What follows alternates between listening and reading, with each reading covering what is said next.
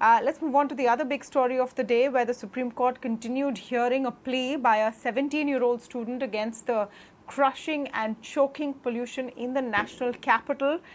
Today, the Solicitor General, speaking on behalf of the Government of India, really revealed a very interesting fact.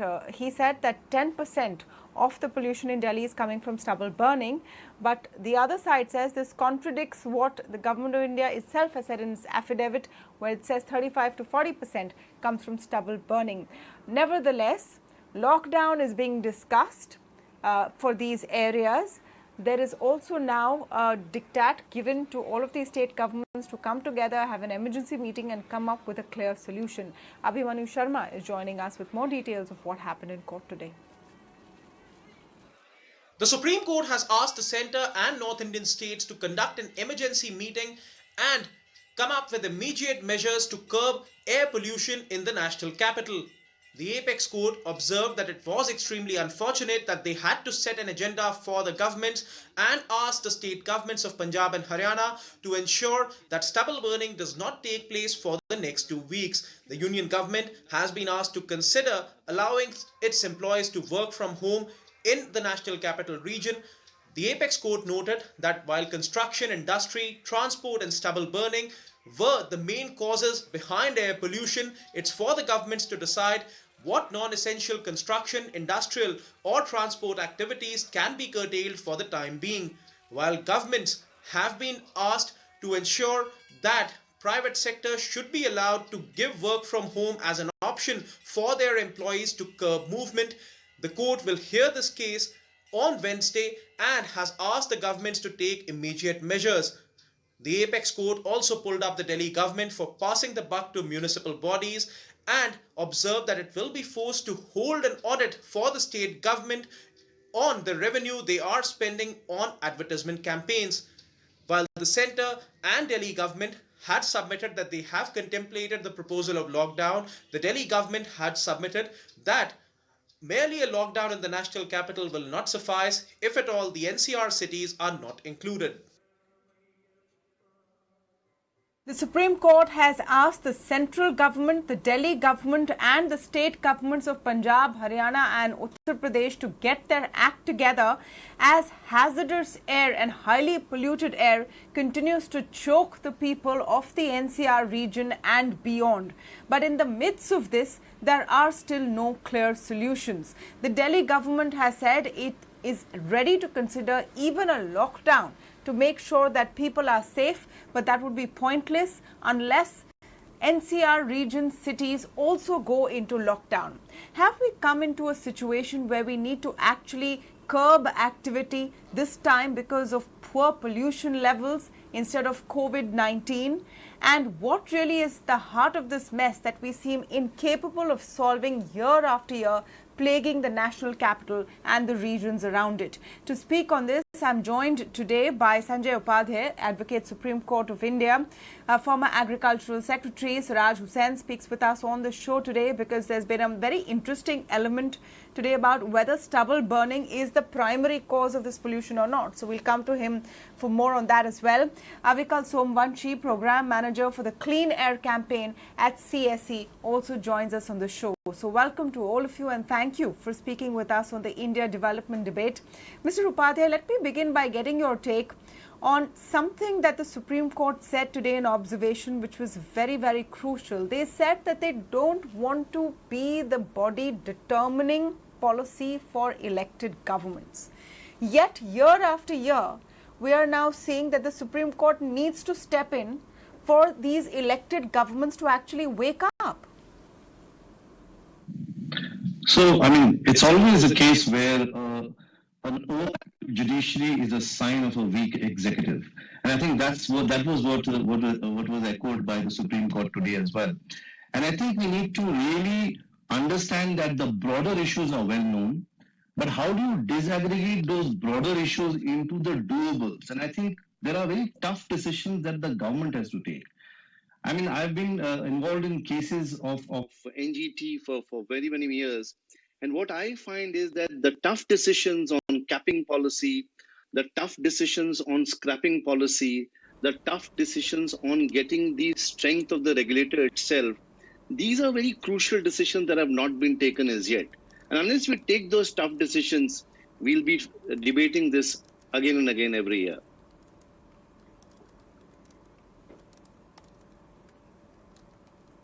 Yeah, absolutely. Those tough decisions are not being taken, but why are they not being taken? Siraj Hussain, I want to come to you to understand this conundrum over stubble burning. Every year we see this. We know that for a few weeks during the year at this time, farmers in neighbouring states, especially Punjab, Haryana and parts of Uttar Pradesh, do burn the remaining paddy in their paddy fields because they want to prepare the land for the next crop. This is stubble burning, and there is always a fight about whether this is the major contribution of pollution to the national capital region. Today, the Solicitor General said it's about 10%. The government's affidavit mentions it could be 35 to 40% contributing to pollution. Why is it such a sensitive issue which cannot be addressed? Has enough not been done to give incentives to farmers not to burn their stubble? Actually, if we take the average of the year as a whole, then the contribution of stubble burning would not be very high. It may be in single digits. However, in the month of October and November, when the paddy is harvested, of course, this year the harvesting was delayed. So when the paddy is harvested and fields have to be prepared for the wheat crop or rabi crop, then obviously the contribution of stubble burning can be as high as 40%. Now, the government has been taking a number of steps. For example, Happy Cedar was promoted as one of the interventions to tackle stubble burning, and I understand there are some 12 to 14,000 Happy Cedars being used in Punjab and Haryana. And after the initial difficulties, the yield of wheat also seems to be going up. However, the number of Happy Cedars which is being used is much smaller than the number required. And ultimately, at the end of the day, I think the solution will not be Happy Cedar. The solution will be the use of agricultural waste, stubbles, for something else. It could be T2G ethanol. It could be used for electricity generation. It could be used for biogas. So some scientific breakthrough through IITs or other scientific institutions is needed to find an alternative for the stubbles which are presently being burnt by the farmers.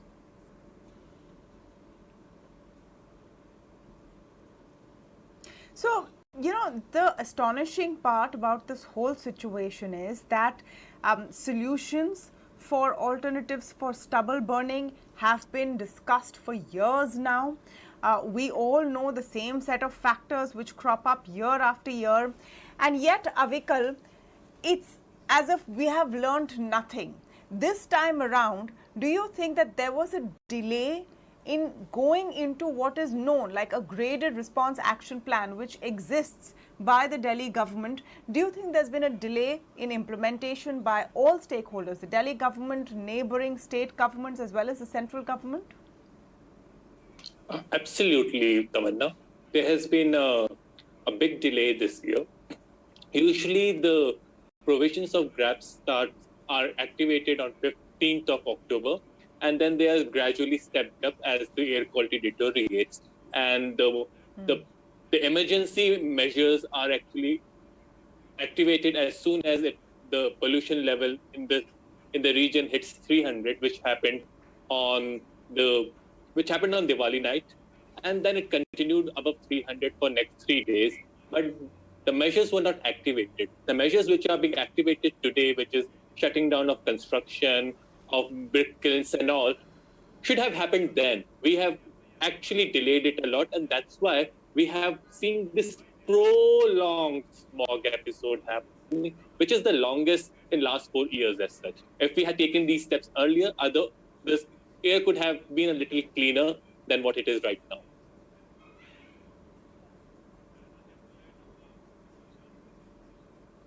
You know, that's the question. Why the delay in action, and what the role of the courts now becomes in a situation like this? Mr. Upadhyay, you've been seeing all the arguments which have been made by all sides.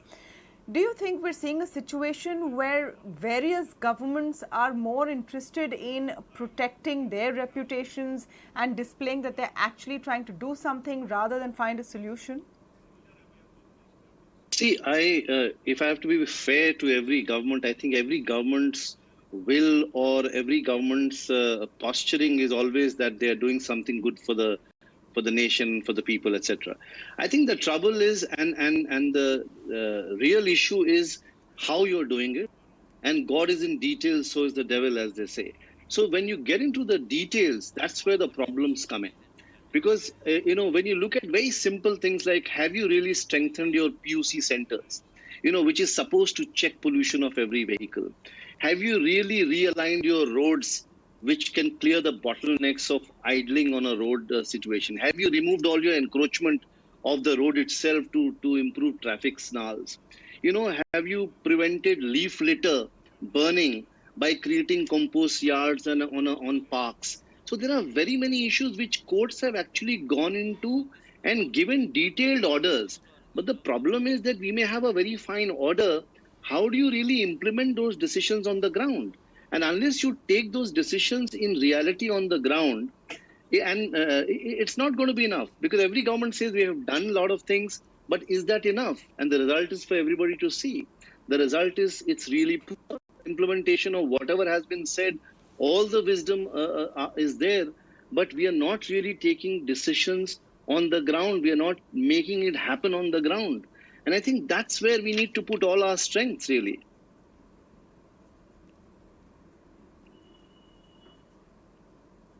Yeah, who has to do this implementation then becomes a question. Avikal, let me come back to you.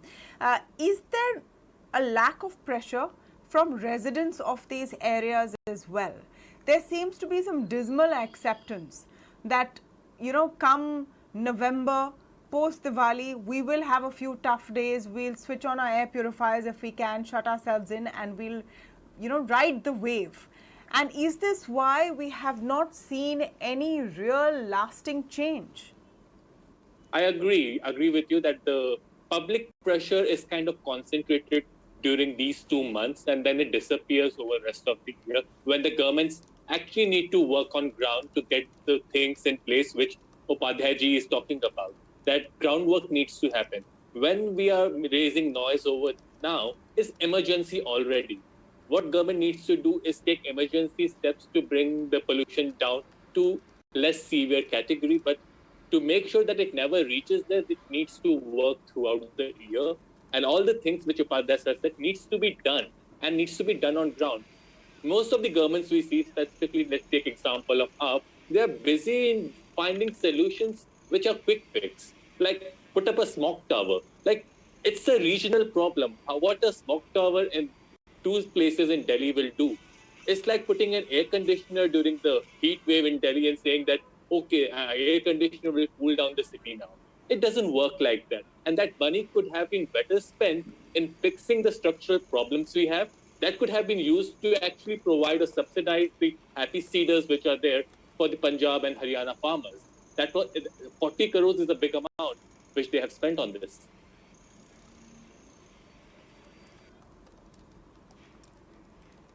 Yeah, absolutely. Let me come to the question of stubble burning, because whether it's 10% or 40% on any given day, it is also one of the factors that contribute to pollution. And as far as the other factors are concerned, it is the more politically sensitive one, let me put it that way. So as a knee-jerk reaction, maybe construction will be shut for a few days, the poor kids will again be kept back at home, and that's what's already been happening. But there is a bit of hesitation in tackling the issue of stubble burning. Why do you think we have not been able to sort out an approach here, Mr. Hussain? Is it because farmers are essentially not interested in looking at other alternatives, or they have just not been approached correctly? Actually, the farmers need a cost-effective alternative. And as of now, there is no cost-effective and quick alternative, because the window between harvesting, paddy harvesting and wheat sowing is a very small window of just about 3 weeks. However, I must say that the long-term solution to this problem of stubble burning is not in asking farmers to do this or do that. The basic thing is that the farmers have to be weaned away from growing paddy in a water-stressed region and take to other crops. For that, a whole lot of incentives are needed, and the centre has so far not shown much inclination in helping out the farmers of Punjab and Haryana, the original Green Revolution states, where the centre promoted cultivation of paddy in the initial years of Green Revolution to other crops. So for that, a very good incentive mechanism is needed, because stubble burning is only one of the problems. The even more serious problem is the declining water table. So that is as far as this particular issue is concerned. However, I would also like to say something about the dust and vehicular pollution, because if you take the yearly average, the vehicular pollution and dust are more important reasons than this. I would like to point out that the governments, whether it is the state or municipal corporation or authority or the center, whatever, they undertake a lot of unnecessary construction, demolition, reconstruction. So in Delhi and Noida, for example, also in Gurgaon, we see from time to time the middle of the road being dug out, and again they go on constructing these things. So unnecessary construction also needs to be discouraged, and public does not seem to have any say on that. The private sector would not waste its money on unnecessary construction, but the governments do that. Similarly, on vehicular traffic, from time to time, we see barricades erected by police and other authorities, and there is nobody present there, which, stops the traffic.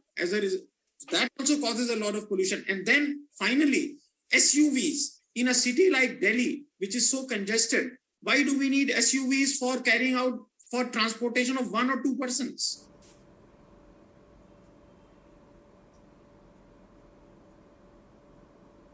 Yeah, these issues, and we're talking now about the EV revolution, we're talking about incentivizing electric vehicles, cleaner fuels, we're talking about India's stand at, the world stage at COP26 at Glasgow. This is a working, living example of how we are failing to tackle the issue right here in our backyard. Sanjay Upadhyay, what do you hope to see coming out of this? I mean, the next hearing is now on the 17th. One of the options being discussed is a lockdown, and there is divided opinion on it. Many believe it would be a complete disaster because lockdowns affect the poorest in our population. What is your view? With all due respect, to the Honorable Supreme Court, and they've been, I think it's a sign of a frustrated situation where even the Supreme Court becomes helpless sometimes.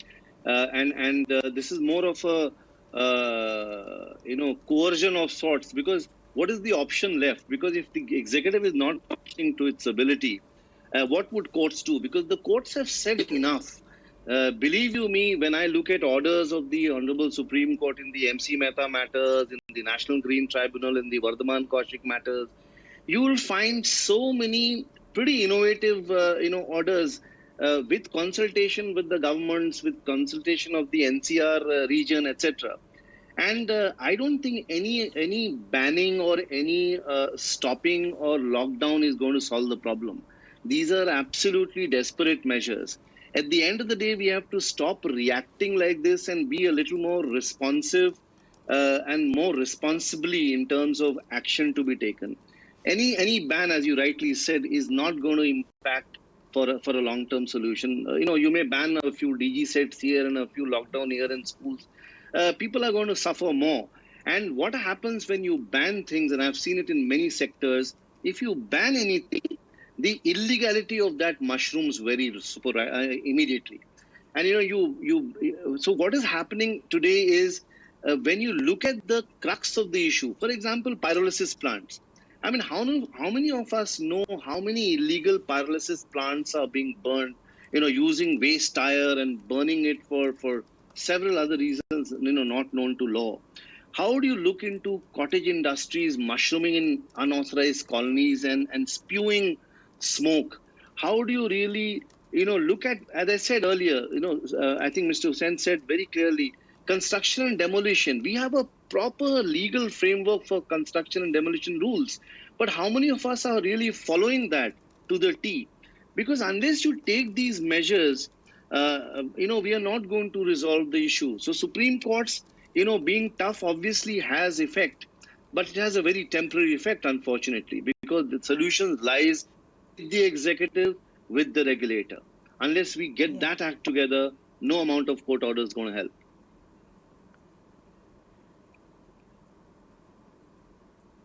Well, as far as the Delhi government is concerned, they seem quite happy to impose a lockdown. Avikal, your view on the possibility of a lockdown and whether you think it will actually help?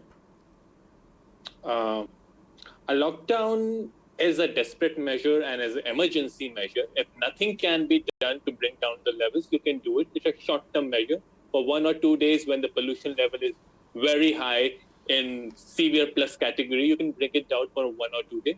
But it's not a long-term solution, as Upadhyay said. It needs to be taken in extreme and very rare cases. And it's one option, but should not be exercised freely.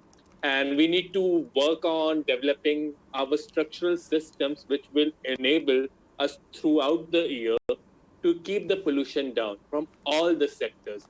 It's not a one sector problem that you will fix parali burning and pollution will disappear. Pollution is coming from all the sectors and we need to reduce it from all the sectors, from all the sources, coming from our homes to the traffic, to the parali, and to plants and industries and to energy generation.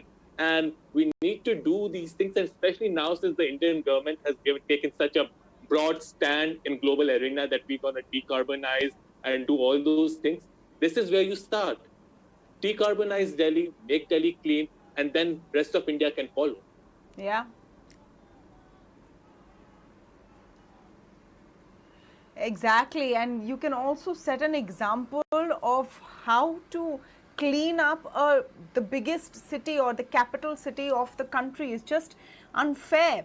The kind of impact this has on health, on young children, on their lungs for life is really unfair. Siraj Hussain, just to top off, your view with why lockdown is even being spoken of right now. Is it just a way to show that you're doing something? It's akin to the odd even rule which earlier came, that you show as a government that you're doing something. Whether it helps or not, whether it's a long-term solution, then is secondary. You're managing headlines for the moment, isn't it?